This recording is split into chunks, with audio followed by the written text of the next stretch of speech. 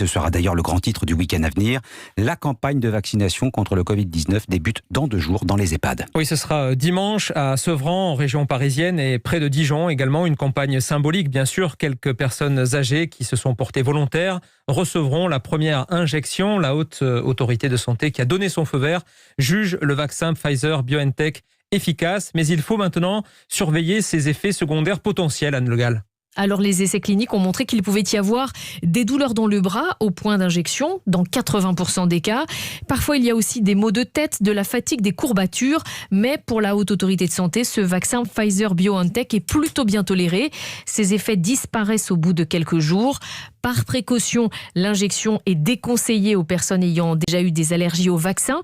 Mais en réalité, la principale incertitude concerne l'hypothèse d'effet indésirable le plus rare qui surviendrait donc plus tard et pour lesquels on manque de recul. Alors très bien, mais comment les autorités vont-elles justement surveiller la survenue de ces éventuels effets plus rares, Anne ?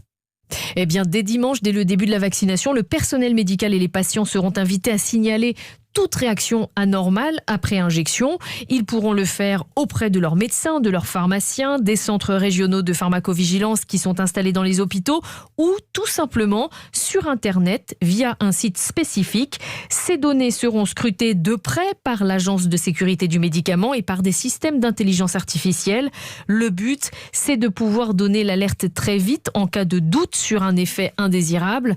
Et pour jouer la transparence, les autorités sanitaires se sont engagées à rendre public chaque semaine ces chiffres de signalement d'effets secondaires. Anne Le Gall, spécialiste santé d'Europe 1.